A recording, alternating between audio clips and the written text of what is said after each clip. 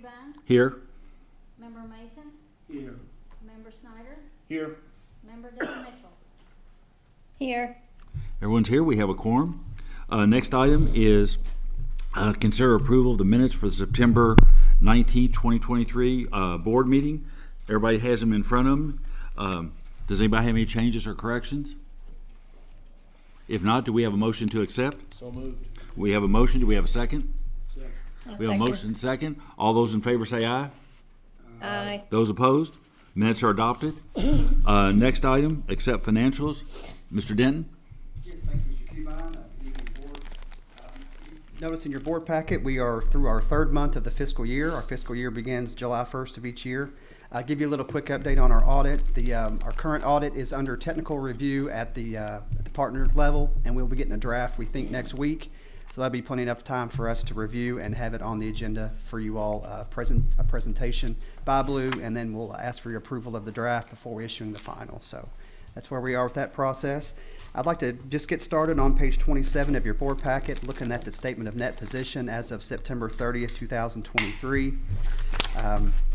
Looking here at your total assets, line 60, current year. This is current year compared to prior year and the variance between. So as of June 30th of 2023, we had just over $234 million in total assets. You notice that was up 15.7 or 7.2%.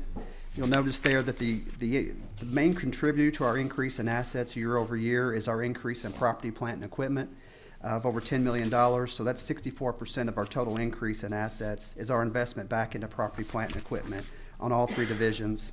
Looking at liabilities, line 125, current year, $107.4 million. You'll notice there in the third column that is almost $9 million more than a year ago, or a 9% increase. And some of the drivers of that, the two main, is our increase in interloans payable and also our increase in our deferred pension liability on their pension and other post-employment benefits.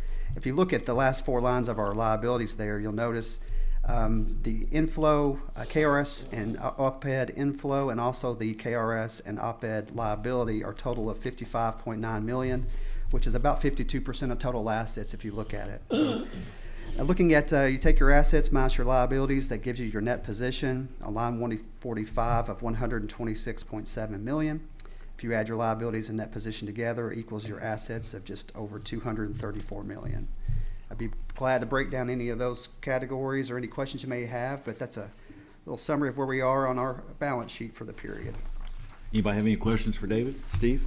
Yeah, David, the pension liability, can you re-educate me on what's driving that number? What makes that number? Sure. It was several years ago. I think it was GASB 68 was one of them. The GASB came out and said that looking at government agencies that had an unfunded pension liability, that in the end that the entity would be responsible for it. So they felt to best reflect the financial position of the company, you needed to book that unfunded liability on our books, on FPB's books. So that is the same with the other post-employment benefit. It was GASB 75. That is kind of what is your unfunded liability for the insurance portion of KRS. So when you add those two, when you look at from the time we started in Kentucky Retirement System, the employees that have worked here and earned those benefits, what is the unfunded portion of those earned benefits? So that number is based on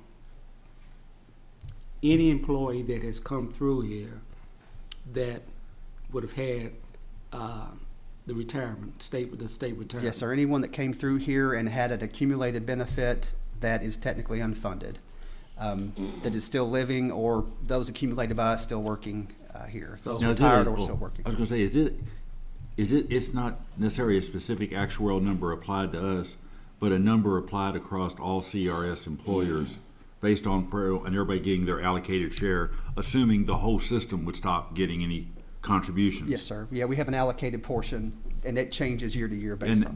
But our specific number could be higher or lower if you actually looked at our liability in the system. Yes, sir. Yeah, any given year, depending on how the asset performance Right. does and actuarial issues. So that is something that landed. That was a big year whenever we had to book those. That's all of a sudden, like I said, that's now 52% of total liabilities of the company. So that's an obligation like tar on your hands. You can't get it off. So any aspect or any part of this organization that pulled apart or whatever, that goes with it. Yes, sir. That would be an obligation that would have to be dealt with. Yes, sir. Okay. And it's a substantial one for sure. Yeah. If you look over the next page 28, this is just a required cash and investment schedule that we give to you each month. You'll notice it ties right back to the balance sheet. You'll notice between this year and last year, we're down $1.7 million, but we've invested more into infrastructure than we've brought in. That's by design, so that's not unexpected in any way. The other thing I would like to just focus on quickly is the financial performance through these first 3 months. That's on page 32, the statement of revenues, expenses, and change in net position. So you'll notice here, I'm looking at the third column. This is our year-to-date actual. If you compare the year-to-date budget to actual, you'll notice that we're outperforming in revenue and expenses through the first 3 months, which is very common. When you start getting through the year, that starts to tighten up. So I want to focus just for a moment on the year over year. You'll notice we're up total operating just under 28.4 million. Compared to a year ago, we're up just under 3%. And then you'll notice our expenses are up year over year, up 7%, from around just under 25 million compared to 23 million a year ago. So we're still seeing some elevated expense increases compared to historic. But you'll notice at the end, net contribution through the first 3 months is 4.5 million. But I'll be glad to answer any other questions, but that's a quick summary of where we are through the first 3 months. John? Steve, any other? Catherine? Nope. Okay. Jason? I'm good. Okay. Do we have a motion to accept the financial statements? So moved. Do we have a second? Second. We have a motion and a second. All those in favor say aye. Aye. Those opposed? Financials accepted.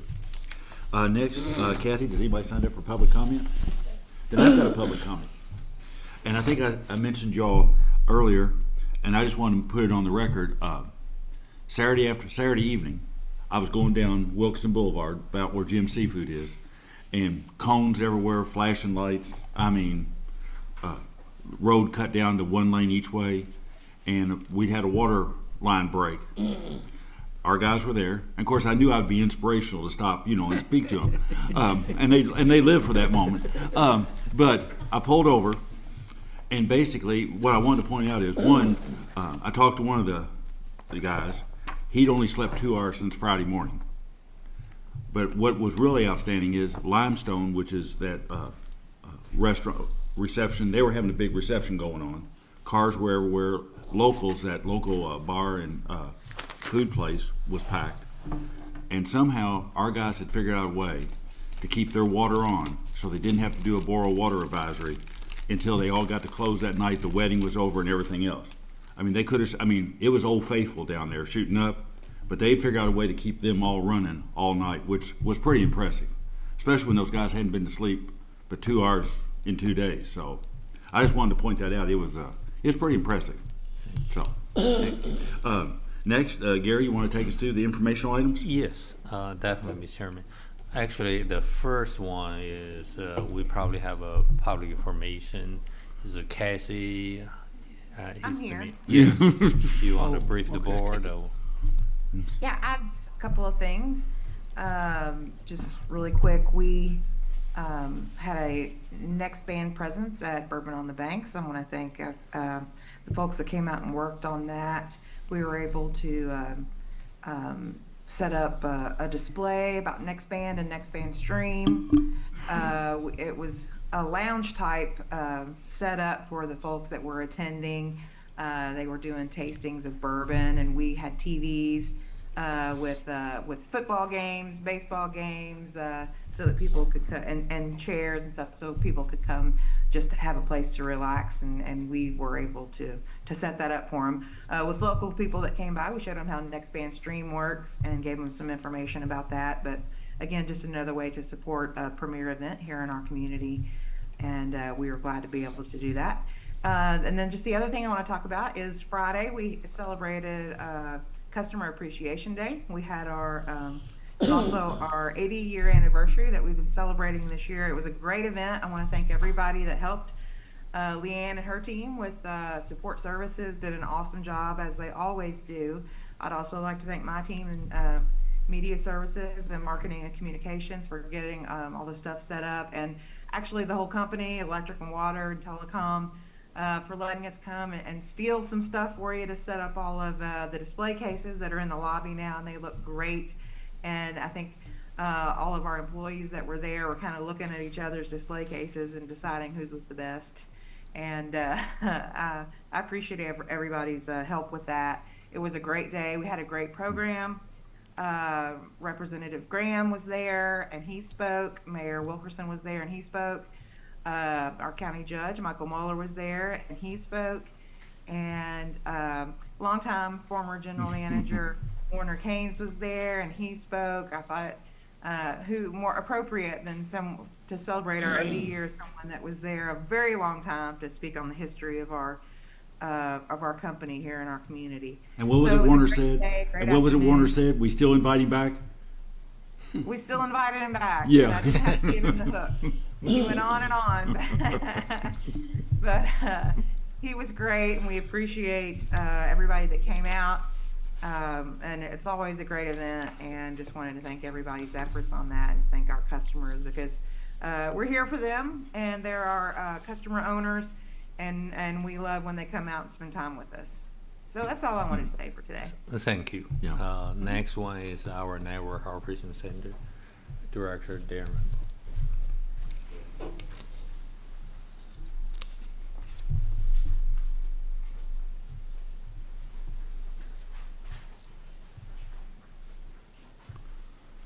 Good evening. For the Network Operations Center, we currently have an open position, but we're doing interviews for that next week, so we hope to get that filled quickly. Was it a person that works in the call center or a locator? Call center. Call center, Yeah. okay. It's okay, it's not a locator. Okay. No. For the month of September, the knock-in are 374 trouble calls, and the locators did 642 locates, so that's just right at about 2,000 for the year, or since July 1st. So busy as usual.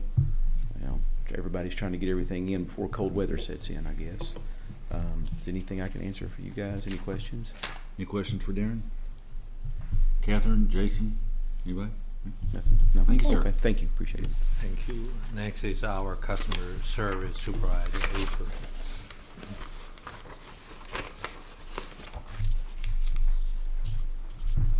Good evening, members of the board. You can find our reports page 101 to page 105.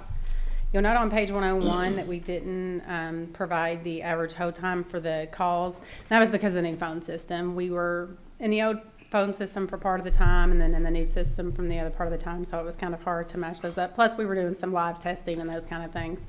So we didn't provide that, but we'll have information for you next month, a whole month on the new phone system. We've worked most of the kinks out and are continuing to learn more things about the new system and are pretty excited about it. If you have any questions or Any questions for be April? happy to answer. Catherine, Jason? Okay. Thank you. Just Thank want to you. add that Kathy could not have ordered a better day for customer appreciation. Yes, It was yes. perfect. It was, yes. Thank you. Next is Telecommunications Superintendent, Adam.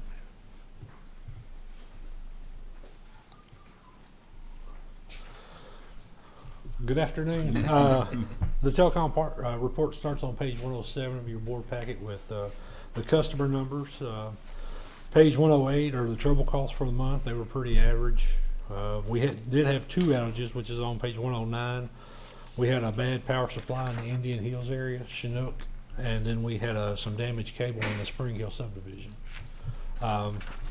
Real quick on the next band update, they're finishing up in Benson Reserve. The overhead crews are working over there by the hospital in 127 South. We're actually splicing up 2 creeks, so that'll be the next area we activate. And the underground crew should finish up by the end of November, so I guess that'd be good for Darren. So we'll be done with all underground as far as conduit placement. We still gotta go back and put the fiber in, but all the underground should be complete system-wide. So be happy to answer any questions. Steve, John? Yeah, I have one question. Adam, Right now, you say we're at 1553 on the next band right now, is what's the number you have in the thing on your chart. About how many customers could we have in next band in terms of, that may have either not have, As cable far as- service or something? As far as homes Yeah, passed that homes can get it passed, now, yeah. probably close to 7,000 or 8,000. 7,000 or 8,000, okay, all right, okay. Do we have any idea for the homes that we've passed that aren't taking ours? Do we have any idea if there was someone else or just don't have? They don't have any cable, fiber? or they have cable. Or cable, yeah. Right. Yeah, a lot of them have cable modem. They're just, sometimes our customers are slow to move, and that was one thing that we did last month with the rate change, is kind of get something closer to the 250 speed, and then if you move into a next band area, really that's the only service you can Right, sign up that's- for. So that's to help migrate those Yeah. over to the network. Okay, all right. Catherine, Jason? Okay, Okay. thank you, sir. Thank you. Next is our electric department. I don't know Travis, so go ahead, yes.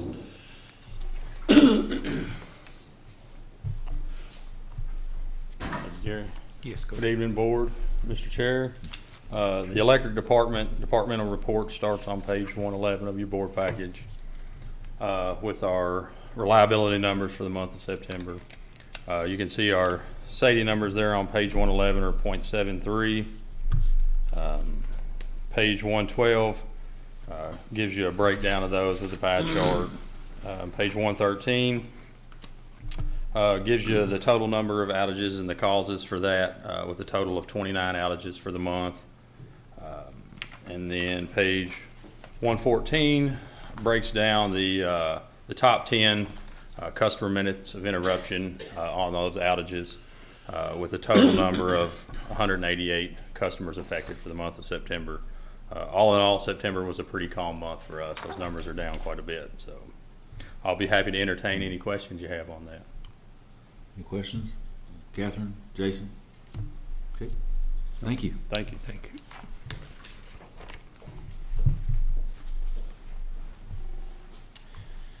Good evening, everyone. I'll piggyback on Russ with the AMI report. Electric installs are at 14,776, and we are at 9,627 water installs. Shipments are still business as usual. We're expecting a water and electric shipment this month, so we're kind of on pace for what we expected. Like I said, just kind of business as usual on the AMI front. Any questions on that? Thank you. No, good. I'll roll right into the SEPA, Yes. if that's all right with you. Okay. So the SEPA report for August begins on page 115 of the board package. Our total SEPA bill was $81,878.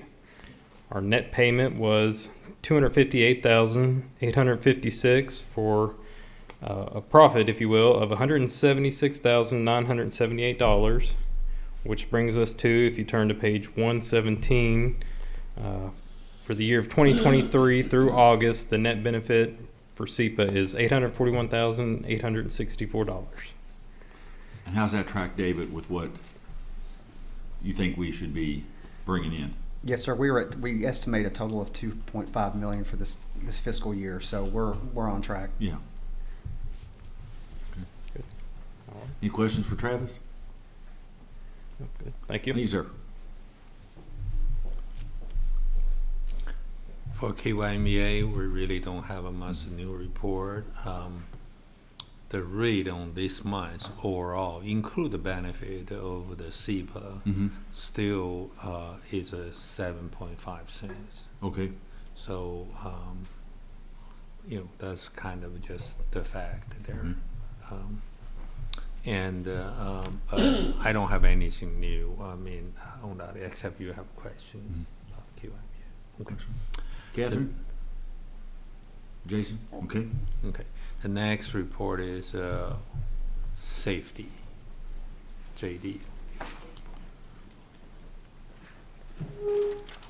And JD, I wanted to compliment you at Customer Appreciation Day. Oh, yes, sir. A lot of yellow tape, buddy. We did. We had the yellow tape. Yeah. Give props to Tyler, actually. He was the one that I sent him up there. I said, make sure it looks good. Yeah. He did. Good afternoon, everybody.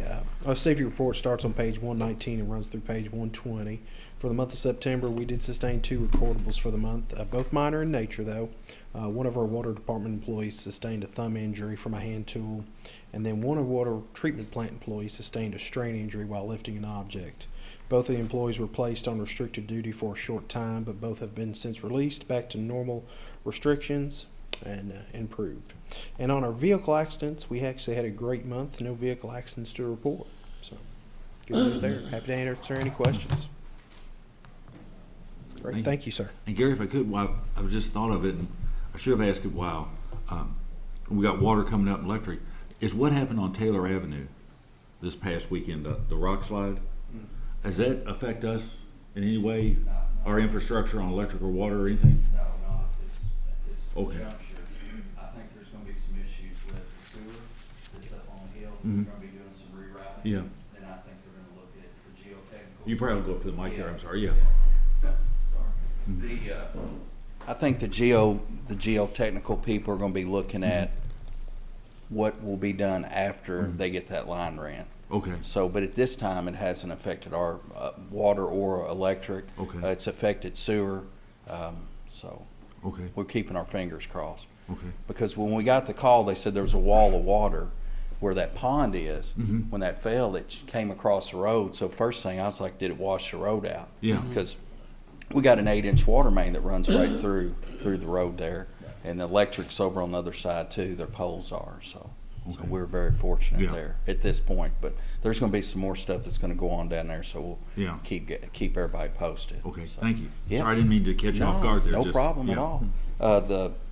Good afternoon, Mr. Chairman, board members. The Water Distribution's monthly report is on page 121 through 123 for the month of September. We installed 3 new services. We had 10 main breaks and we had 4 outages. Besides our normal board report, we're about 95% complete with our Spring Hill Suites 12-inch main installation. We're done with phase 1 with Copperleaf, the new water main installation there. Like you were talking about this weekend, you know, last month we had 10 breaks. It was one weekend. We had 5 or 6 in one weekend. So this last weekend we had about 5 or 6 breaks too. I wanted to say a special thanks to Ray Kinney with Emergency Management, and the state helped us out with traffic control. Yeah. Because we had a leak on both sides of the road going at the same time. Yeah. And without their help, I mean, it makes it a lot easier for us to do our job. And not only once we got it fixed, we had to make road repairs. So we had to pour concrete. Their guys set with the concrete as it's set up so our guys could go home and get some rest. So very appreciative. Yeah. I'm gonna have to shout out to them, have a cookout for some of them Yeah. guys because it's very, very appreciated. So, any other But your guys, I questions? mean, I mean, it's true with everybody's telecom, electric, everybody. I mean, your guys have just, I mean, I've seen them out. I We've guess, been- but they said something with the ground as dry as it was, Yes. and pipes, I mean. Yeah. But I mean, they've been pulling some long weekends. We've had 2 really rough weekends in Yeah. the last month, so. And they appreciate you guys stopping by and saying. I'm sure they something. do. They do, they do, so. I'm sure they're like, Yeah, won't he just go home? Was it You just know? no, they don't. Any questions? I have a question. Was Yeah. it just a coincidence it was on both sides of the road? Well, I think when we shut the water off, the line that went to Jim Seafood had ruptured. And I think once we shut that off, it found another weak point on the other side of the road. That pipe was put in the 50s, so it's an older pipe. So we're looking at some things to do in that area to maybe make some improvements down the road. So, yeah. Hopefully we're in good shape there for a while. I never make any promises when you're dealing with infrastructure that's old and some of the dry conditions we're dealing with. So, yeah. Thank you. Any other questions? Thank you, sir. Thank you. Next one is Water Treatment Plant Superintendent Brendan Powell.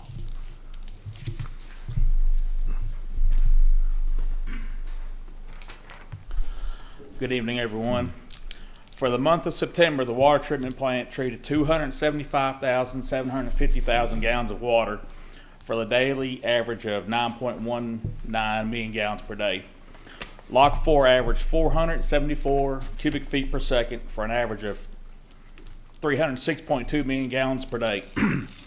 There was 1.3 inches of rainfall recorded in the watershed for this month. And as of October 2nd, we're fully staffed at the water plant since for the first time since June of '22. So we're happy about that. That's, So, yeah. uh, Any questions? So you mentioned, Mr. Chairman, average of 3.2 billion? 300, you mean 306.2 million? Oh, 300 Yeah. million flow. Yeah, so we're taking like 3% of the water that goes past the dam every day. So That's considered a fairly low season too, right now, right? what'd you say? The river flow is considered right now, Yeah, it's yeah, pretty low. we're low, but we're still good though. We've It got is. plenty of water. Yeah, good. Because average looks like 4.8 billion. Yeah, Average. usually you see that number in the billions. So, but at 306, we're taking 9 a day, so that's Yeah. probably. But this is the low 3%. part time of the year. This is always when it's the lowest part of the year. It correct? is September, August. I think last October we almost averaged 10 million a day. Right. So, it's just kind of par for the Right. course. So this time of year. So Absolutely. thank you. Thanks, sir. That take care of it? Okay, we go to action items. Item 5.1, consider adoption of the PURPA standards. Travis?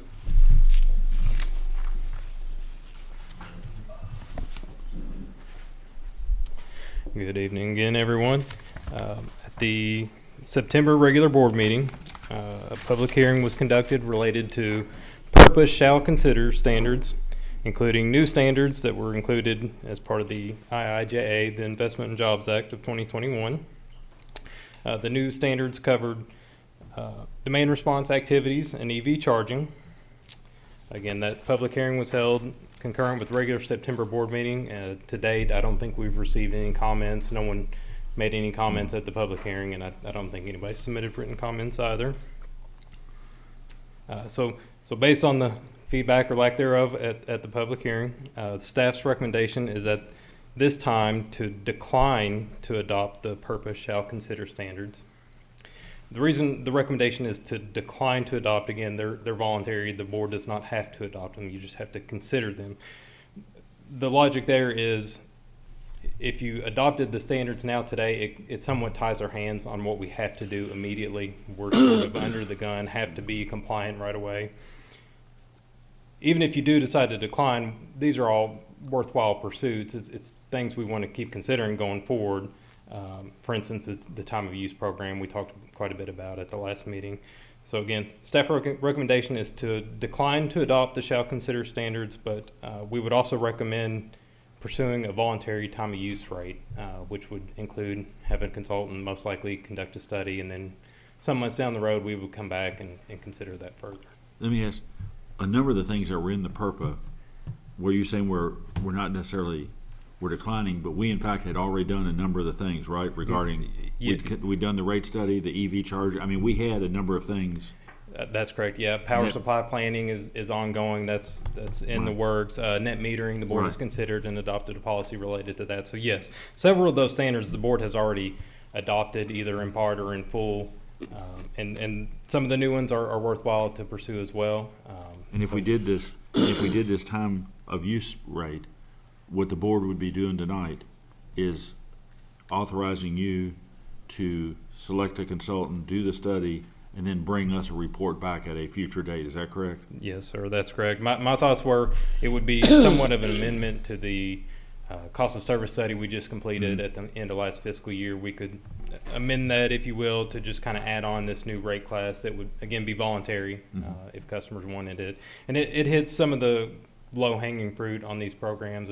Time of use covers, well, it's specifically mentioned, but it also helps with some of the demand response types of programs that kind of leads into that as well. Yeah, that is something we can do. But like I said, by declining the purpose standards, we're not saying we're not going to do any of this stuff. It's that we're going to pick and choose what we want to do at our own pace and how we can do it economically and not be bound to take care of things right away. Correct? Correct. Absolutely. Yes, that's the intent. Steve? Catherine? Jason? So if we have a motion to adopt what Travis has recommended, that would also, do you need a separate motion, Travis, or would that also include adopting these and also concurring with you getting a proposal to bring us on the time of use study for action at a later date once we see the report. Gary, did you want Yes, to? Mr. Chairman, I do want to mention, Yeah. actually, you already know it, we still have one of the best net meter policy in the country. Right. It's in place. Every customer can enjoy to have that.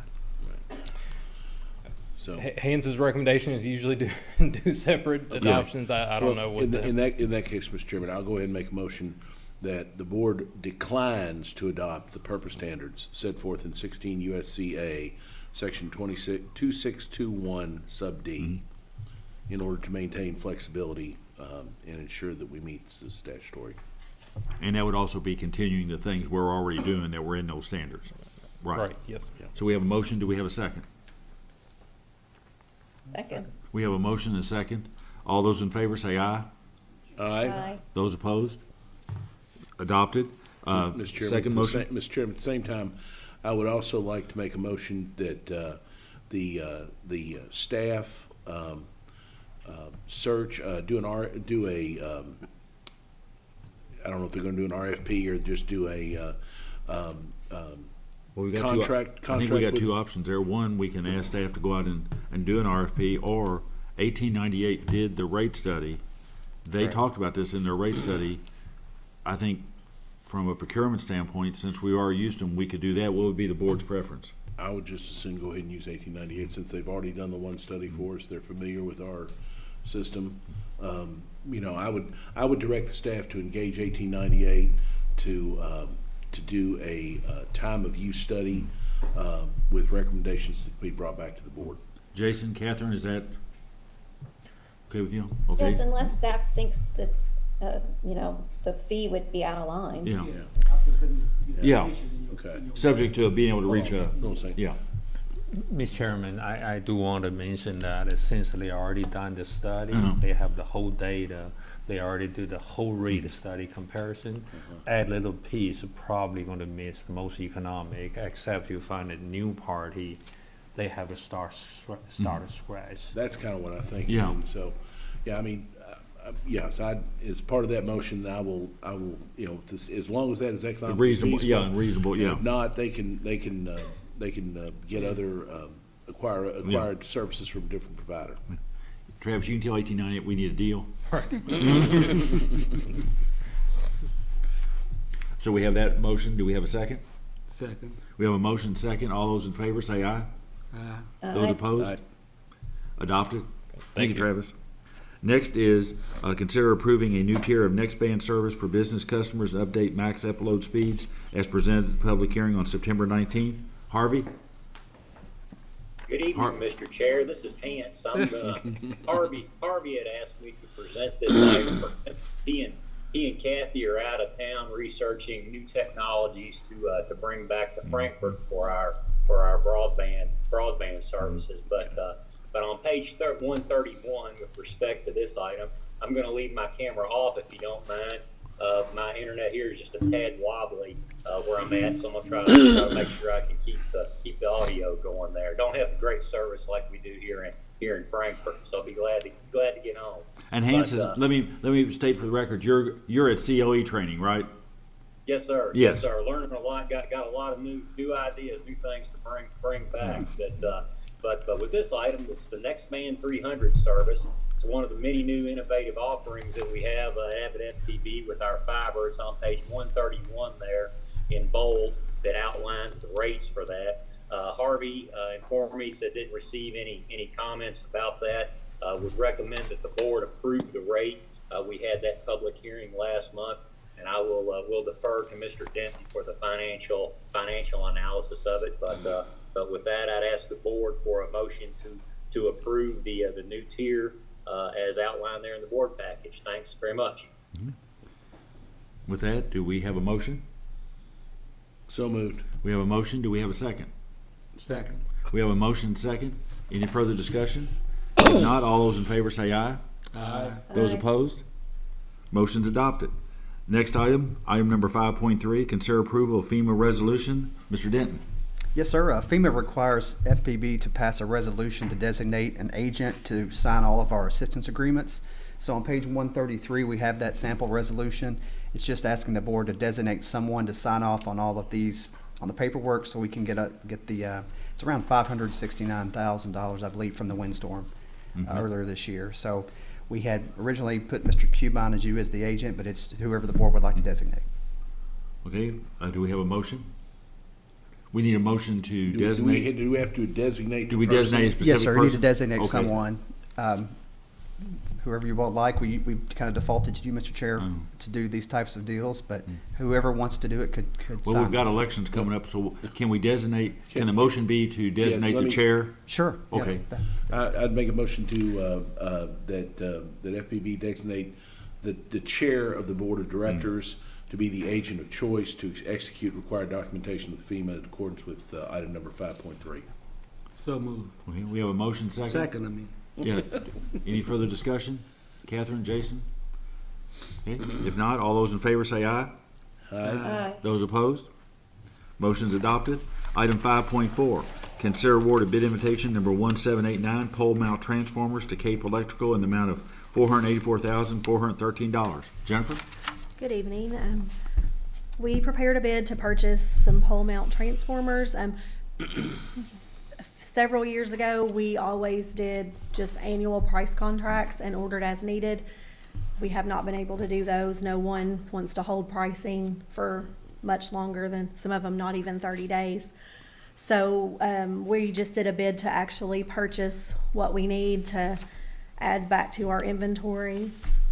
And the low bidder was Cape Electric, and they met all the specs, so we would recommend that we award the pole mount transformers to them.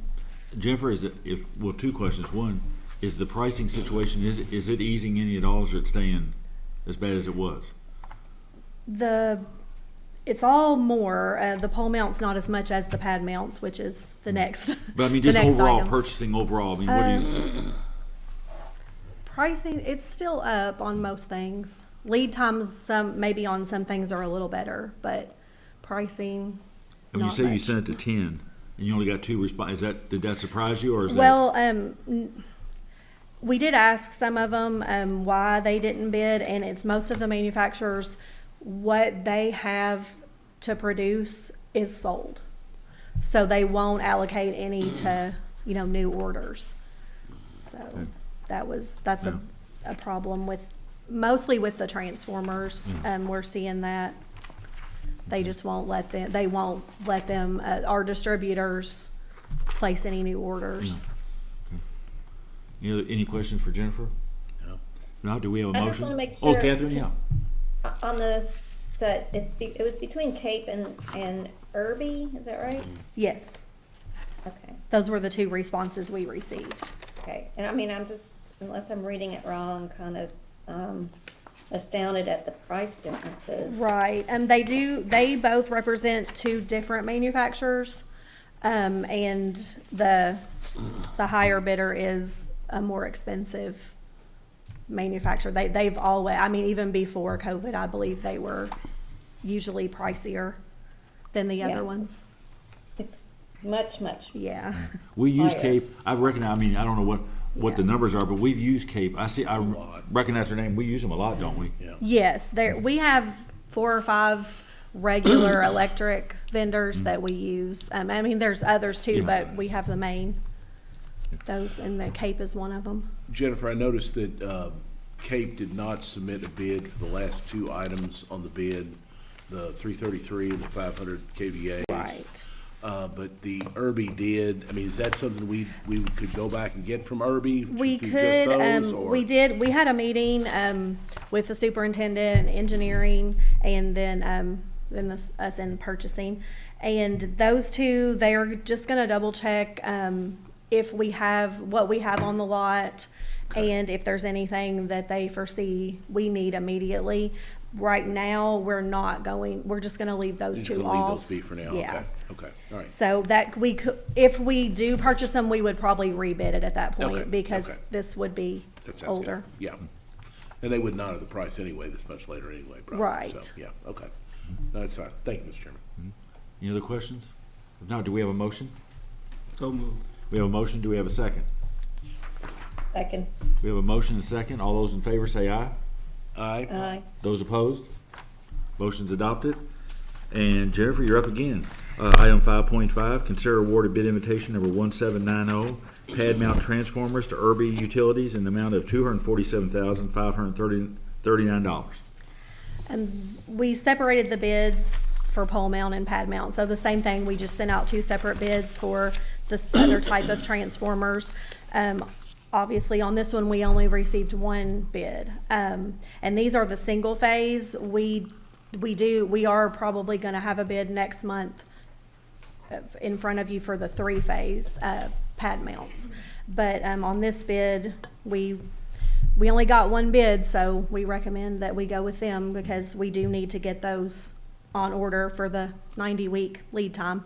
Is that pricing about what you had budgeted or you thought it'd be? As far as budgeted, I'm not sure if they, I mean, we knew they were a lot more expensive than previous years, but yeah, we weren't sure how they would come back. Yeah. Okay. So Catherine? I don't know that they're comparable, but it's a little worrisome that they're the only ones that came back, considering how much more they were on the the poles. So, I mean, is there any way around this? We cannot wait. Is that what you're saying? We do need to get them on order, and again, we reached out to other, there were 2 manufacturers that immediately declined as soon as they received the bid, that they just don't have the inventory. And then we asked some of our other vendors, why didn't you bid? And they said they could not get any allotment of single phase.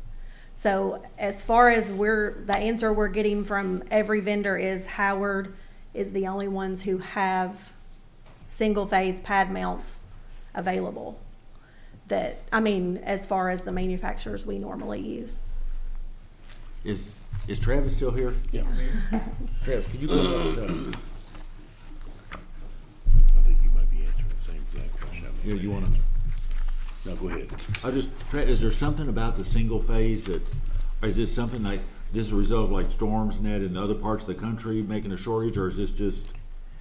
Yeah, I think for all the reasons above, single-phase pad mount transformers seem to be the worst of all. All transformers are difficult right now. You saw the overhead bid. They're bad, lead times are long, prices are high. But for whatever reason, single-phase pad mounts still seem to be the worst. And I think it's just like you mentioned across the country. Storm damage. So a 25 kVA pad mount is kind of your bread and butter subdivision transformer. So a lot of those will get chewed up during a storm. Yeah, the one response is concerning. The reason we asked to go ahead and approve is we legitimately think this is probably our only option. And if we run out of these, we could find ourselves in a bind as far as, just like you mentioned, storm damage. If a big storm blows through and we don't have any of these, that would be quite a hardship. Not just new developments. There's that too, but even just kind of maintenance of existing business. We feel like it's kind of a have to, if you will. Is this one of those items? And I think we've talked about this before. Is this one of those items that you can get, that you can refurbish one that's already existing, or is that an option, or does that come up depending on how badly it might be damaged and whether or not it's just old or? I seem to recall having that discussion here. Yeah, we are doing that with the inventory we have available. So we've still got that contract with, I think Solomon does that for us, right? Yeah, so Solomon still comes and picks us up. We're sending out everything we can. It doesn't seem to have a real high success rate of material that actually makes it back after being evaluated and rebuilt. So it hasn't met our needs. I just remember having that discussion. Yes, we are doing that. We're looking at, we're bidding refurbs from other utilities that they've had sent off, and there are kind of a secondary market out there, but even that is just, it's just tough out there. Yeah. Well, we got Jennifer. How long is this to carry us through? Is this like a 6-month supply? It will, of course, depend a lot on what kind of developments go, if any. That's a big part of it. We're hoping for more like a year. That's kind of, does that feel about right? It would probably be more in the range of a year's worth of supply. So, I mean, that would be an option. If we wanted to be hopeful for better results, we could look at the quantities. The concern there would be is the lead times. So the lead time already is at 90 weeks, which is 2 years. So Wow. insane. It's we're to be honest with you, we're kind of taking a guess at how many we're going to need over the next 2 years. It's just And I guess quantity could also affect the unit price as well. they certainly could. Okay, thank you all. Jason, you have any questions? You good? Okay. Steve? Okay. Seeing no further discussion, do we have a motion? So moved.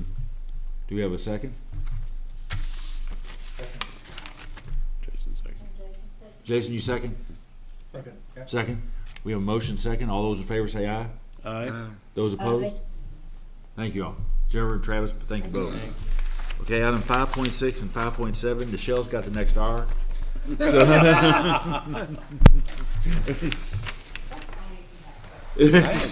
had the next 15 minutes, Mr. Chairman. Michelle, you've got 3 pages, 3.5 pages. Good evening. 5.6, consider stop loss coverage and plan changes for the 2024 employee health plan year. Staff recommends the board consider approving renewal with Pan American for the specific and aggregate stop loss coverage for the 2024 FPB employee health plan. Our consultant Cheryl Morgan searched for competitive pricing and received responses from 14 stop loss carriers. Please see their portfolio located on the detail pages on page 145. Our current carrier, Pan American, offered the best overall option for stop loss coverage when an additional liability corridor is considered. To reduce premium expenses, Cheryl Morgan recommends that we accept the additional liability of $100,000 aggregate specific deductible. One or more health plan members must meet the additional aggregating specific deductible of $100,000 before the carrier is responsible for reimbursement. The total projected health care expenses for 2024 are estimated to decrease by $53,000 annually. See the highlighted section on page 141 of the renewal comparison proposal spreadsheet. There are no recommended changes to the listed employee payroll contributions for the 2024 plan year. Staff asked the board to approve the renewal of stop loss coverage for the 2024 plan year. Let me ask this, Michelle. Yes. Our premium is going down $53,000, but we're taking the risk for an additional 100? Yeah, so we've done this previously and we're doing this currently. So what that means is you're trading, well, right now our premiums went down because we had a good claim year. Right. But in addition, we're trading premium for liability. So if we take on this additional 100K, it's not necessarily that we'll have to pay that out. But for premium, we know that we have to. So if we had, say, if it was $50,000 more, was the difference between taking on this 100,000, we know we're going to pay the premium. Right. But as far as the 100 additional liability, that may or may not happen. So we definitely are going to say 53. We possibly could expose ourselves to quote an additional 47,000 in liability if the full 100,000 trigger. It would wipe out our savings and cost us a little more. Yes, yes, it could possibly.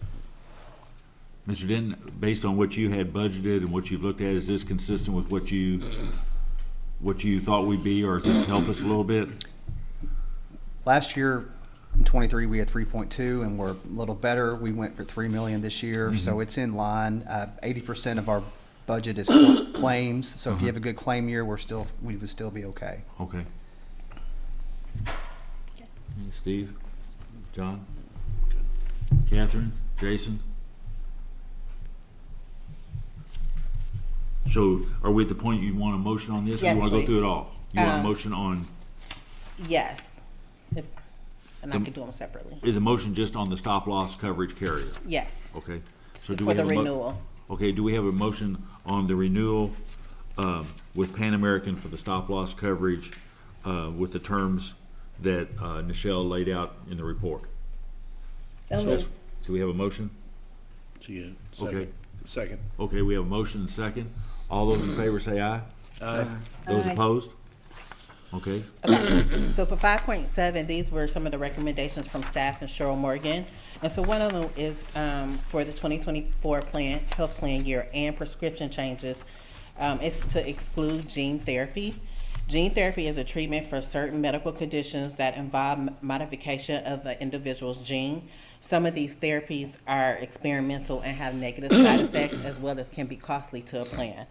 Another recommendation that staff is asking the board to consider is require prior authorization for GLP-1 antagonists for diabetes.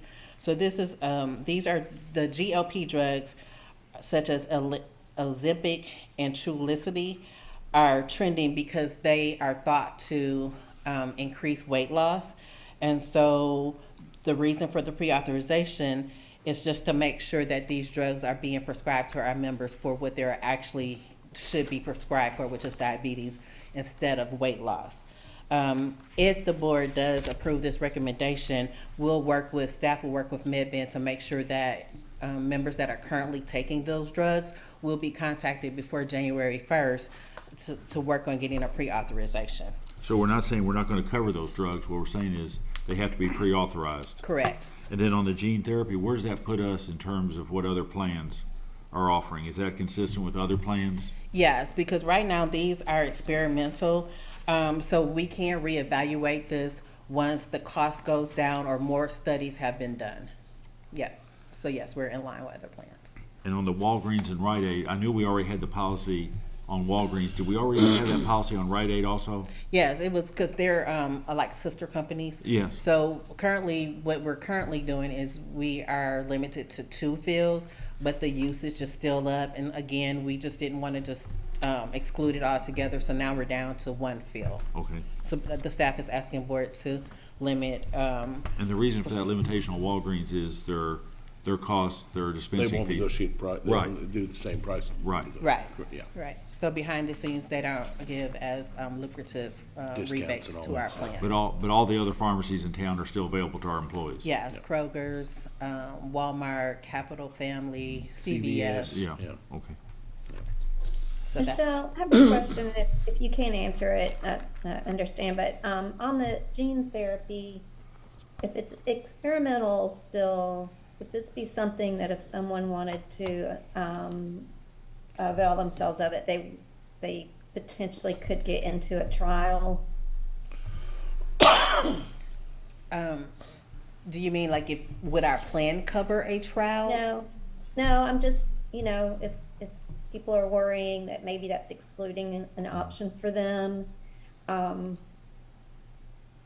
my first thought is if it's still experimental, and I don't know much about this, but is if you could still avail yourself of it through signing up for a trial. Yes, as long as it's outside of the plan. So I think what I'm understanding is like if I wanted to have gene therapy for, I don't know, for something, I can sign up outside of using insurance benefits. Yeah, I mean, I'm just wondering if you happen to have knowledge of that. I would think so, but I'm not for sure because I don't know. Because if you were to have any type of side effects to signing up for experimental treatment, I'm not for sure off the top of my head if that would exclude you from treatment on our plan. So say if you signed up for this experimental treatment and it causes another health condition, again, I'm not for sure if that would exclude you from treatment on our plan. Is that your question? I mean, I didn't really have any specific, but I mean that it's just sparking some ideas. I just don't want people to think that that means they could not avail themselves of it, gene therapy through some other route, like a trial. Okay. Which is always dangerous but the internet's always correct, I was just looking, and it said, right now there's 1,221 active clinical trials for cell and gene therapies as of 2022. It doesn't say where they're at, whether they're at university medical schools or whatever, but supposedly there's 1,200 active clinical trials going on in the U.S. What's Cheryl Morgan's rationale? I think I know, but what do they say specifically to exclude the gene therapy? Because of the risk as well as the cost.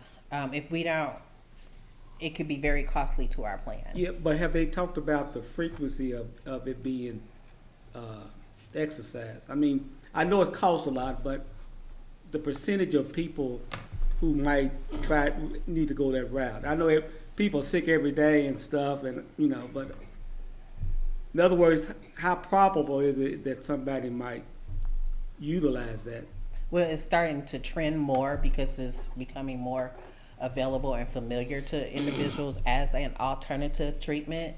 So that's why they were saying as a preventive for cost savings to go ahead and exclude it before we do have someone enter into, So under this directive, anything that was associated, any medical issue problem that's associated with the gene therapy would be excluded from payment out of this plan.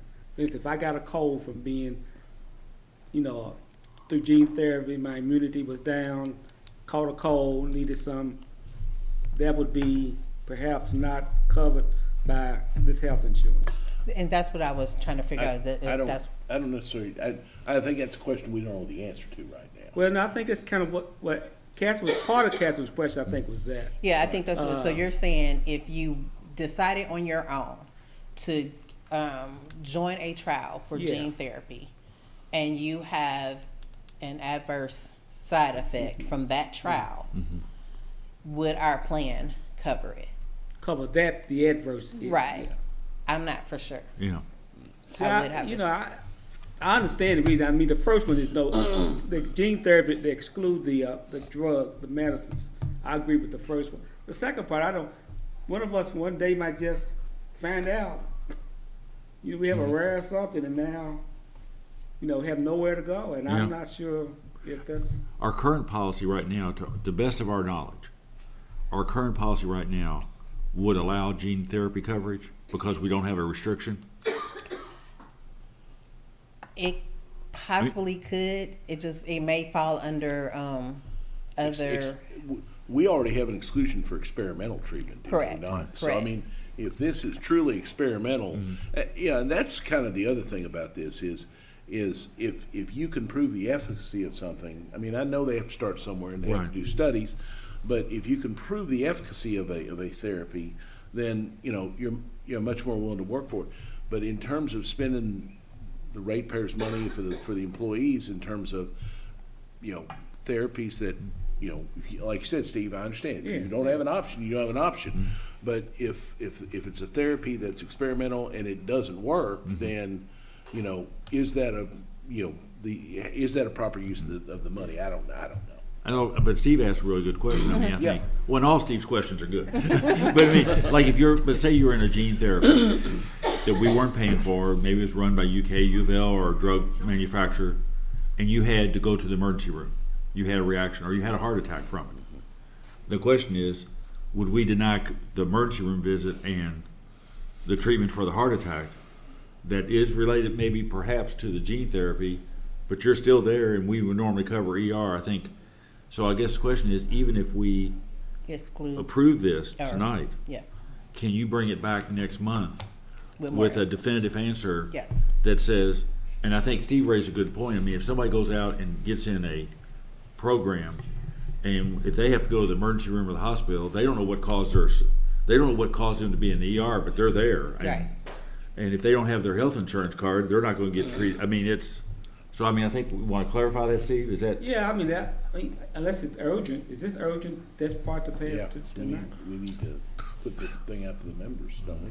I'm sorry. Okay. Don't we need to push this out to the employees? I would like to, because this is the first time that I would be able to start open enrollment at the prior to beginning. December 1st. I would like to. But this new policy wouldn't kick in until January 1st, right? Correct. Right. So in November we could still deal with this kind of secondary diagnosed problem and deal with it. I mean, I think Yeah, we need I to. think if you yeah. get it, I think if you go back and get an answer to that question of, you know, it's going to be so rare to begin with. I don't think we're going to that's have a why, blanket exclusion. That's why on I'm it. thinking one We person. may want might to. be- We may just want to go ahead and just, like I said, still exclude the therapy, but if there are, you know, take care of the aftermath, as it were. I'm willing to go with this right now, but I would like to know from Cheryl Morgan,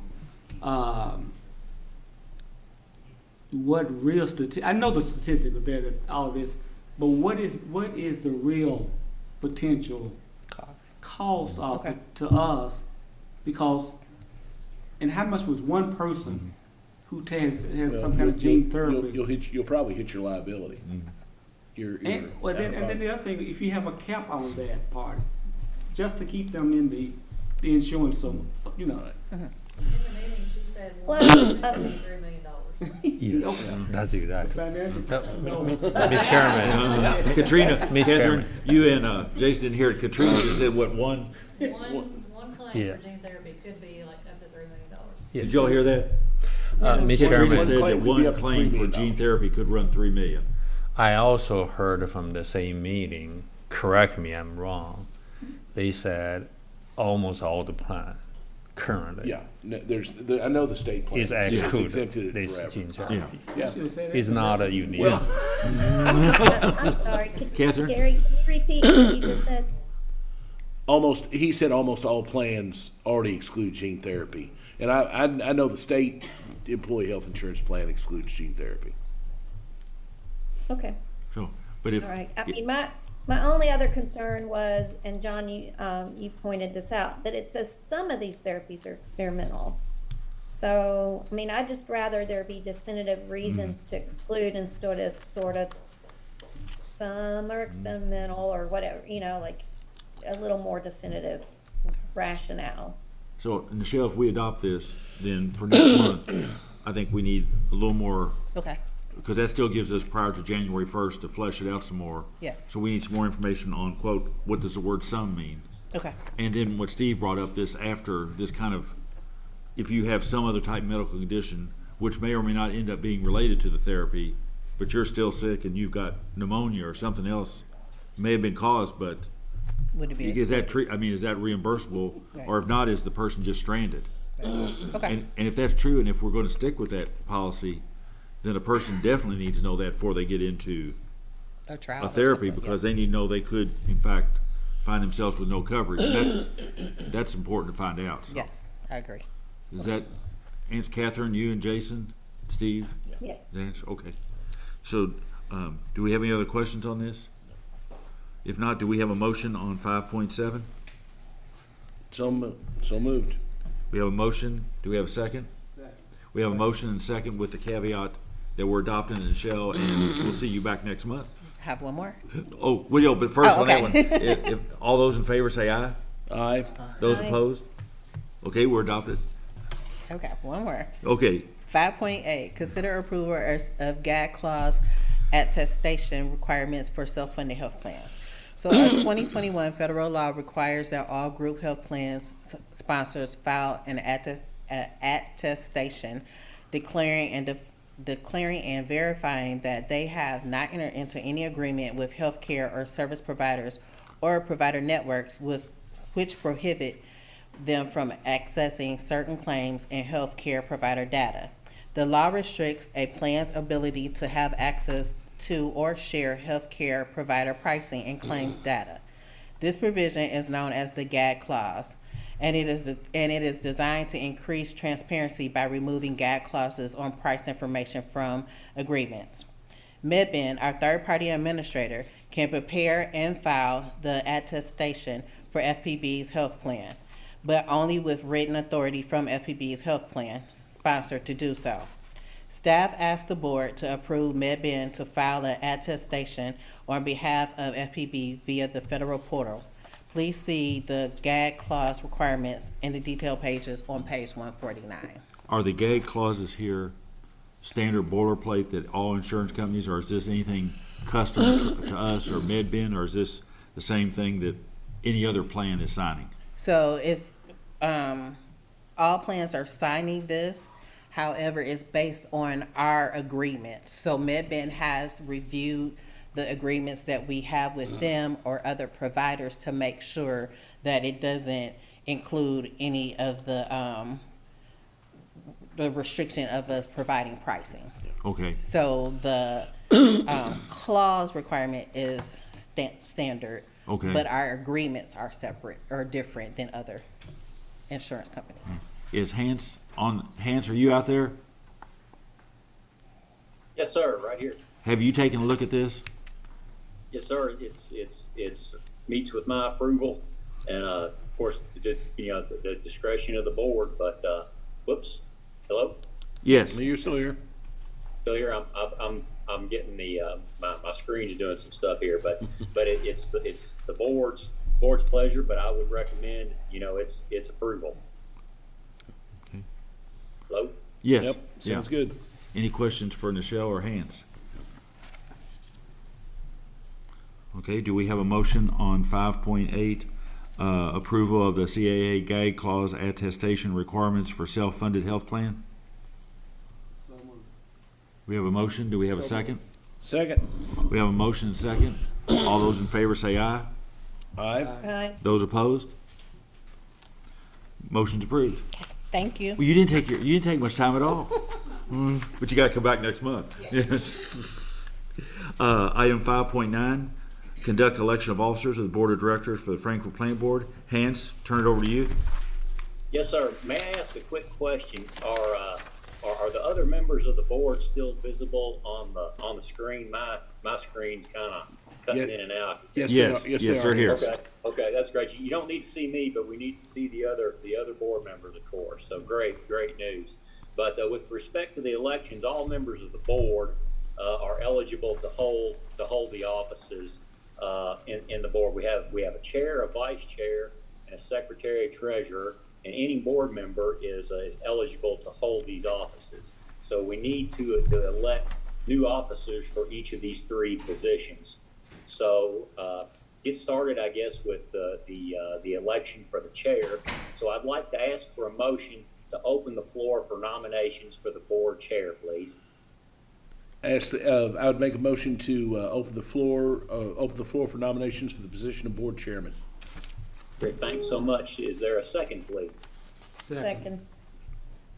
Great. All in favor? Aye. Aye. Great. So we have the floor open for nominations for the board chair of the Frankfurt Plant Board. Do I hear nominations for the chair? Hence, I'd like to nominate John Cubine to serve in the position of chair of the Frankfurt Plant Board Board of Directors.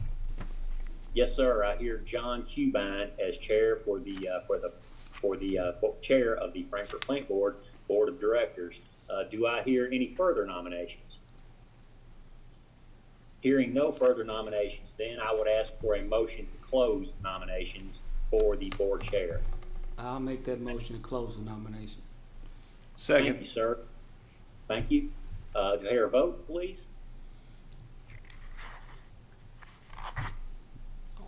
All in favor, say aye. Aye. Okay. All right. Aye. Thanks so much. I would ask for a motion to elect John Cubine as board chair of the Frankfurt Plant Board. So moved. So motion to elect Mr. John Cubine as board chair. Do I hear a second? Second. Second. Great. Do we have a vote on the issue? Aye. Aye. Great news. That sounds like the ayes have it.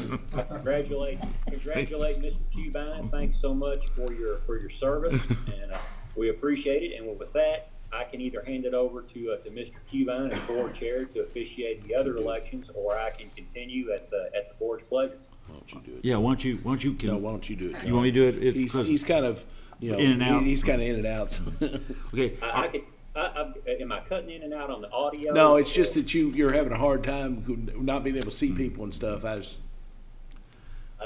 Okay. I'm happy to do either one. I can hear everybody, and as long as I'm coming through, whatever everyone. Hans, you want to go on? Hans, you want to go on and continue? Yes, sir. I've got a script here. I can Okay. roll pretty quick for us, I Have a think. script, okay. I'd like to, with that, thanks so much, sir. I'd like to ask for a motion to open. Like to ask for a motion to open the floor for nominations for the board vice chair. I move that we open the floor for nominations for vice chair. Thanks so much. Second, to hear a second, do I hear a vote? Aye. Thanks so much. The floor is now open for nominations for vice chair of the Frankfurt Plant Board. Do I hear nominations, please? I'll make a motion to, elect John Snyder. Second. I hear a motion. I hear a motion. I hear Mr. John Snyder as a nominee for vice chair of the Frankfurt Plant Board. Do I hear any further nominations? Hearing no further nominations, then I would ask for a motion to close nominations for the vice chair of the Frankfurt Plant Board. I move we close nominations. Second. Hear a motion and a second. Call for a vote, please. Aye. Aye. The floor is now closed for nominations. I'd like to ask for a motion to elect Mr. John Snyder as vice chair of the Frankfurt Plant Board. I move we elect John Snyder as vice chair of the Frankfurt Plant Board. I hear a motion. Do I hear a second? Second. Hear a second. I'd like to call for a vote to elect Mr. John Snyder as vice chair of the Frankfurt Plant Board. Aye. Aye. Sounds like the ayes have it. Congratulations, Mr. Schneider, on being elected vice chair of the Frankfurt Plant Board. With that, I will call for a motion to open the floor for nominations for our board secretary treasurer. So moved. Second. Hear a motion and a second. Do I hear a vote, please? Aye. The floor is now open for nominees for the secretary treasurer of the Frankfurt Plant Board. I'd like to nominate Steve Mason for the position of Secretary Treasurer of the Frankfurt Plant Board. I hear Mr. Steve Mason nominated as Secretary Treasurer of the Frankfurt Plant Board. Do I hear any further nominations for Secretary Treasurer of the Frankfurt Plant Board? I move we close nominations. I hear a motion to close nominations. Second. And hear a second. Do I ask for a vote to close nominations? Aye. Aye. Have a vote to close nominations. I'd like to ask for a motion to elect Mr. Steve Mason as Secretary Treasurer of the Frankfurt Plant Board. So moved. I move to elect Steve Mason as Secretary Treasurer of the Frankfurt Plant Board. I hear a motion to elect Mr. Steve Mason as Secretary Treasurer. And a second. Do I ask for a vote, please? I move we elect Steve Mason as Secretary Treasurer. Sorry, done. Well, I thought we were motion. I thought we closed that one. We're ayes now. We're back to ayes. Yeah. Sorry, Hans, got off the script. No problem, buddy. Oh, no problem. No worries. I would just ask for. I would ask for a vote to elect Mr. Steve Mason as Secretary Treasurer of the Frankfurt Plant Board. Aye. Also, sounds like the ayes have it. Congratulations, Mr. Mason, on being elected as Secretary Treasurer of the Frankfurt Plant Board. And with that would conclude the officer elections for the Frankfurt Plant Board, with Mr. John Cubine being elected chair, Mr. John Snyder elected as vice chair, and Mr. Steve Mason being elected as Secretary Treasurer. And thank everyone for their service. What about Hans? Do we need to elect officers of the property? No, sir, Not not yet. this That's year. on a different schedule. Okay. That's on a different. I think Kathy. I can't recall if Kathy. Next could help year? me out with that. It's in the middle of the, it's like 20, it's in July or something. Yes. May or July, yeah. Yes. And these are for terms, and everyone's term is going to end October 2025. Okay. So that concludes that item, unless anyone has any questions or other comments. Thanks, Hans. Sir. Okay. Informational items. Item 6. Charmista City of Frankfurt Home Street revitalization. And maybe just to give a little quick context on this, we don't have anything to act on tonight per se. Several weeks ago, Charmista was contacted by Chuck Knowles, and they were working on a grant for the Home Street Revitalization Project. They're applying for a grant, and the question was, would we put up, they wanted to include our water line in that project, and they wanted to know if we'd put any match funds available. And we asked the question, if it's the whole project, what else was involved? And because it will also involve electric and telecom, which are also additional costs.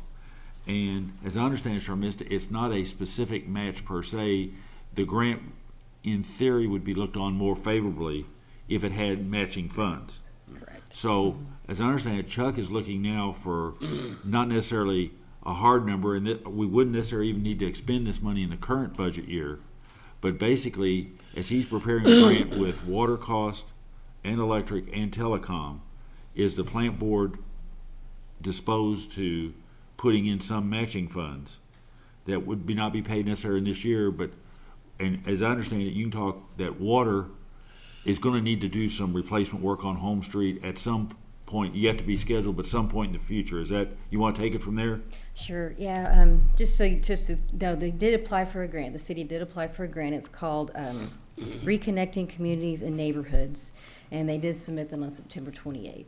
So they did request us to do a 20% commitment, and they would like that from each line of business. Mm-hmm. However, you know, the water department already has a water line replacement line item in our budget. We budget about $500,000 a year. And the Home Street, there's a section of Home Street from High Street, I guess near the Transportation Cabinet Building, up to about Nicole Plaza Place.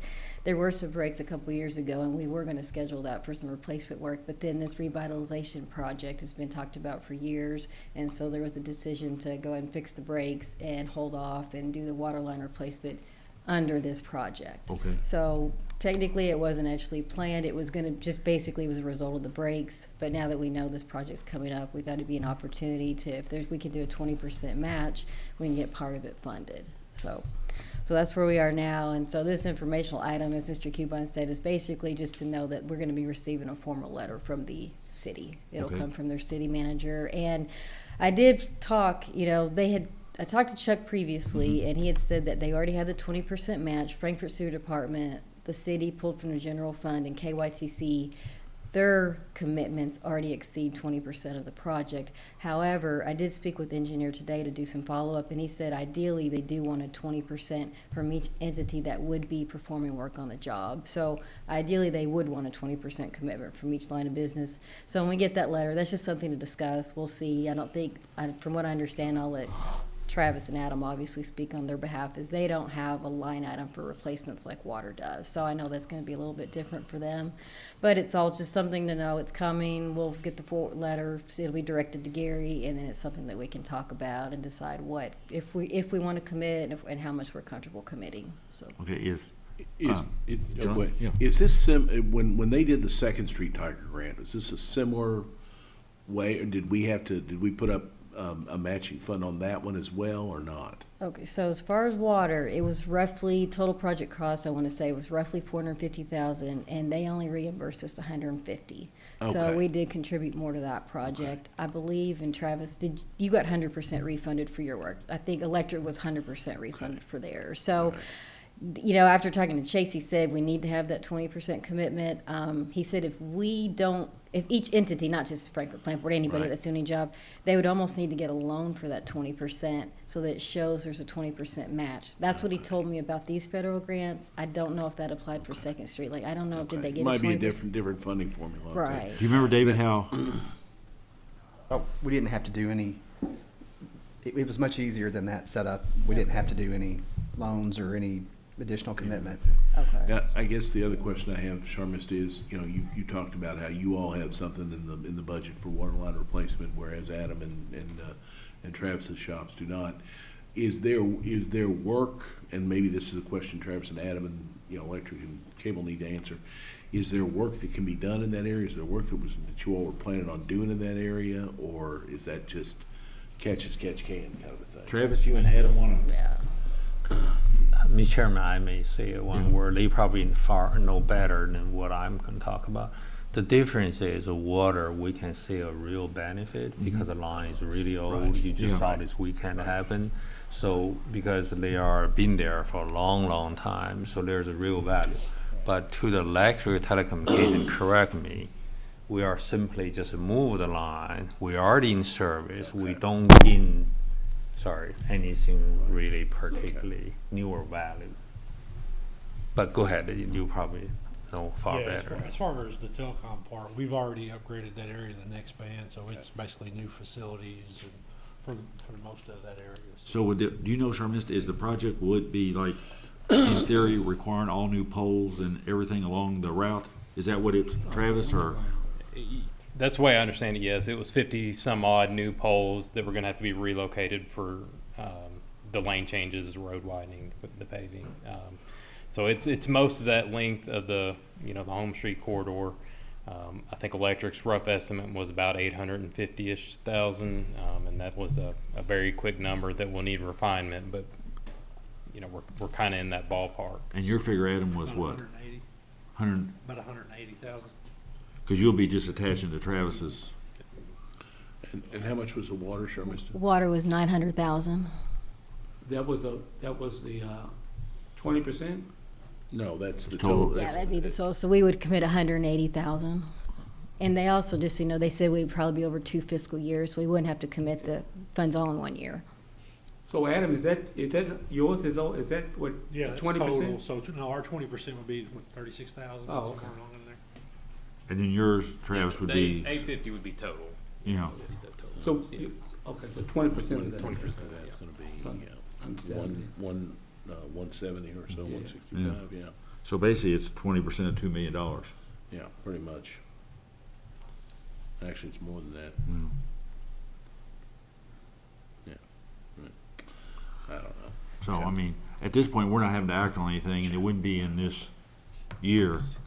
But when they're going to redo that, they're going to actually probably be submitting the grant, what, in the spring?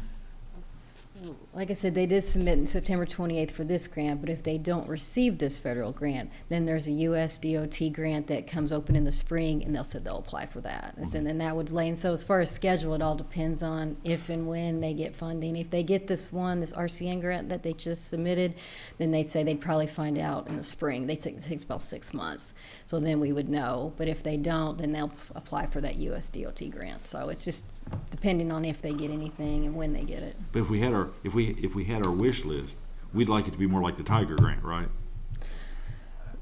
It'd be less of a commitment. We did more than 20% on Yeah, but I mean, Tiger overall, grant. we're Yeah. that way electric and. Absolutely. Right? Yeah. Come on, going up to the. Yeah. Come on up. Hey, come on up, or come on down. Whatever. Well, I've had a lot of long nights on Home Street. Yeah.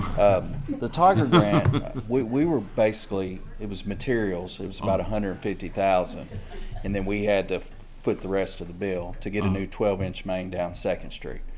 Here, we've got about 900,000 to $1 million job that would have cost us about 200,000 to replace all that. Yeah. So looking at that, it would be a very good deal for water. Water. Yeah.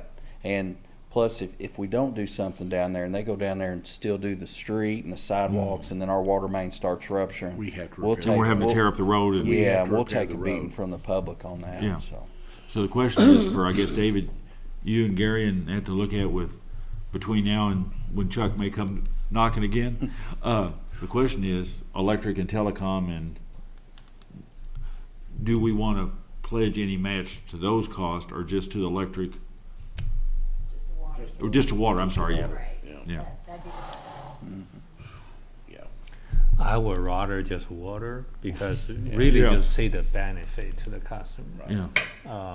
I wouldn't say there's no new benefit, but if Adam just put a new line in. Yeah, that just kills you. That just kills you. What's the condition of the electric on Home Street, Travis, the poles and everything? Is it older or is it? Mostly older, yeah. I mean, it's kind of a mixed bag over the years. Is poles or is just put this stuff underground? No underground. No underground. In their request, they did not ask for underground. They just wanted to do overhead. So, yeah, we would be replacing poles. Some of them over the years have been replaced just for maintenance needs, so it's kind of a mixed bag. But it's an older line, so there's always some benefit to have newer, of course. yeah, we'll be replacing service lines too. It won't just be, it'll be the main and service lines with the new lead and copper rule coming down the pike. that'll all be new. And I don't think they meet city requirements as far as hydrant spacing, so we would put that in compliance as well. We'd have Now do what now? City requires hydrants typically every 500 feet, Right. and right now that's not there, so that would Okay. be another benefit to the area. We'd have adequate fire protection, fire hydrants along the Right. corridor as well. This would be adding additional hydrants and. Okay, any other questions? Well, we've got everybody up here. So I guess, David, I know you already are, just try to work with everybody and just see what it looks like and just kind of what our best position would be and what we could or couldn't do and financially, and then obviously this would be something we'd be budgeting for in the next budget, so. Okay, thank you all. Okay. Okay, Gary? Any informational items or comments? I don't have any comments on the general managers. Any old or new business? Old. Yes. Yeah, Travis, last month, as you know, we kind of began the discussion somewhat on economic development, and Travis has accumulated some additional information on what other utilities are doing, and he said he could give us a little bit of an update tonight just as we keep gathering information. So Travis? Yes, sir. Thank you again. So I've done a few more surveys around, various utilities around the state. Kind of the same as what we had found before. It's really, take your pick. You can find just about any utility that has any program out there. But most of them that we've looked at, specifically for electric, have some kind of credit for developments. So that would put us where we have no credit currently in the electric tariff on the, probably you would call it the more restrictive side.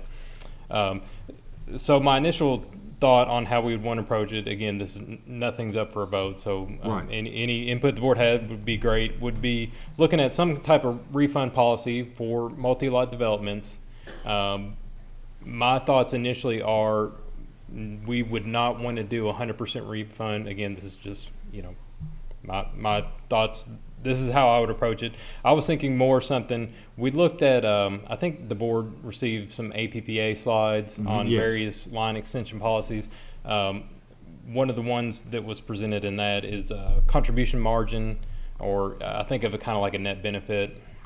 So developer would front the cost, but as they sold off lots or as they signed up new permanent electric services, we could do some type of partial refund. So that's kind of the direction I was going to head with a draft policy maybe in the next month or whenever the board. Have you found any elects. definition of what, quote, might be an eligible size development? How many homes? I mean, Yeah, they vary quite a bit. Our old one was 5 or more. That's what we called multi-lot previously. That feels kind of right size for Frankfurt. I guess you could tweak that a little bit, but most of what we would call a subdivision is in that neighborhood or a little bigger. Copperleaf, for instance, is going to be many more than that. As far as the formula for how I was going to approach it, and I'm interested if there's any board feedback on this, but I consider, power supply costs go right out the door. So as developments come on, new permanent electric services come on, that credit doesn't really go to us. That goes out the door to somewhere else. So a contribution margin, I see it as kind of revenue minus power supply. David also mentioned we should probably consider G&A costs, like administrative overhead. Would that be included in the credit? So again, that's kind of the direction we were headed with the draft for the board to look at in November or whenever you wanted. what to other take cities did you look at this last time? I looked quite a bit at kind of the western part of the state. I looked at Warren RECC. That's a growing community. They're kind of right around BGMU, the Bowling Green plant, that area. Yeah. From everything I can tell, most of the TVA utilities lean on TVA to support all their economic development policies, both if they have rate riders or line extension incentives. From everything I could tell, they all kind of defer to TVA, who has an entire economic development group. If you look at Warren RECC's website, they have a nice website set up just for this topic with some nice videos and links. But most of it redirects to TVA. They have economic development specialists. So anyways, that's not something that's available to us, but that was, we also looked at Bluegrass Energy. They're kind of local, if you will, along with KU. They have a refund policy. Most of the ones I was trying to find anything that tied into jobs. I didn't really see that anywhere. It was more either it was, the lot was sold. It was kind of vague, left up to interpretation. My thoughts are on the refund trigger. To me, in our world, a new permanent electric service feels the most real. But if the board has other items they want to consider for that, Now, what's the definition of what you just said? A new permanent, what would that be for like commercial or industrial? Yeah, so a building is there, they've got a meter on the side of the building and they're taking service. So like a temp kit, you wouldn't trigger, when they're building it, you'll set a meter next to the transformer. Right. That, in my opinion, would not. Is anything you've seen have some minimum size usage or service for that type of industrial? I mean, just putting up a Morton building in your backyard doesn't qualify as industrial, right? No, it would not. We try and avoid interpretation as much as we can and make it as black and white as possible, but there's got to be some of that. The engineering staff will make a determination, is this a legitimate revenue service? We'll have a load data form we'll send to the developer. They have to fill out, okay, this is exactly what size my panel is, how big my transformer is. So, you can make an educated guess on how much usage they're actually going to have, what kind of revenue. So there are indications there, and if it's a non-revenue service, I think that's kind of a non-starter in my opinion. If it's a garage, well, that's a single points of service like a garage that's a non-revenue service is already specifically excluded. So I don't know that there'd be any need for that. Most of the factories we're seeing now are single line extensions, which is already addressed in the tariff. It's overhead underground cost difference. If it's a big factory, that's going to be free because underground's cheaper when you get really big. So like a single factory come in terms of line extension policy, I think that's already pretty addressed pretty well, unless you thought a need to readdress it. Steve, John, questions for Catherine, Jason? Look forward to see what he brings back. Yeah. Okay. So you feel like you have enough to take a first crack at something to bring us in November? Yeah, I think so. We could do a rough draft, especially if we, my feeling is we want to address residential first. If you wanted to kind of cover all residential, commercial, industrial, all scenarios, that may be some work to be done, but we could at least get. And why is your thinking to do residential first? It's easier. It's easier. Yeah, it also feels a little less risk to me personally. Maybe the board has a different opinion, but for the most part, if a house is built, you're going to have some kind of revenue associated with it, where brick and mortar, commercial or industrial can be. So it seems like kind of like low hanging fruit, but yeah, we can get a draft too. Yeah, I just try to make sure I just based on Travis, I had a discussion with him. Basically, we talk about residential development, then we talk about time, a certain time, right? But for example, we talk about 5 years. So then we talk about the revenue part. Total revenue we can base on meter residential. So what's our average? Then minus all the power costs we have to pay. That's strictly. Then you look at potentially you may want to look at some basic transmission distribution costs. Right. Then what are left? Then you put I want to, whatever the difference, and multiply how many years. For example, 5 year. The difference between these two, I give you back. But the condition also sounds like you have to say, not only just build a lot, you need to have a construction finish it in the period. And they have to be getting service. Have to get a service before then that. I just want to understand what your direction is, and then Travis can really bring something draft for you to review. Yep. So that's. I wouldn't want to. I would like to see us move. I understand doing residential first, but I would like to see us move as quickly as we could to get something also drafted after that for commercial industrial. Sure. Okay. Jason? Yeah, sounds good to me. Thanks, Travis. Okay. Just a reminder, we moved the November meeting will be on the 14th. Means everything up a month. A week. So, Yeah. it'll just narrow it. Yeah. No, I think. To make you Yeah, I think we're still close enough. We could get something on paper Yeah. for the board to, kind of sink into. Because I think and this is totally at the board's discretion, I think from a kind of timing, if we look at something November, could kind of look at it, talk about it, refine it, more questions. Then December would be, if we wanted to proceed, would be starting the process. It'd be a public hearing. A public hearing, the tariff and all those things. Yep. Right, Yeah. that's it. And that's a 90-day process? Yeah, typically, 3 unless months, there's a dire need to accelerate it. Yeah, there are 3 meetings, call for a hearing, have the hearing, final vote. Yep. Which would put us somewhere around probably February at the earliest. February, yeah. Okay. One question. Steve, yeah. And maybe I'm wrong here, but whatever the policy is, to me, we have to have a ceiling on the annual outlay of whatever we do. I mean, if you use the net metering apply, if some of them goes beyond that percent, we in potential financial. Yeah. Right. You cannot satisfy every economic development, development Sure. project if it all happens in 1 year. Yeah. Okay. So Yep. there has to be some cash outlay, expenditure outlay, ceiling, Yeah. built in. Okay. Yep. Makes So sense. Travis, on that, you need to work with David and, Yep. yeah. We'll do that. I mean, we could look at, off the top of my head, maybe it's a percentage of our capital budget or something, unless you have other ideas, but yeah. Oh, you always can set a line item annually, you approve in the budget. That's the maximum you can raise if you like to. Right. Then in that way, you will be limited. That's right. Whatever amount you set it. David can sharpen his pencil on that after he gets figuring out how to fund Home Street. I would rather be in the same lines of the net meeting with the percentage, because when the board does it, it's an arbitrary thing subject to the influences from everyone. Right. Well, So- a line item in the budget could be amended. too, Well, so, that's true, right. but that's another hurdle. Right, oh, Another yeah, hurdle. no, My absolutely. point is, though, if it's written in some kind of Tariff. consistent Yeah. way, Right. it tends, we can hide behind it, if you Yeah. want to say that. Travis, thanks. Thanks for all your effort on this. Yep, no problem. Thank you.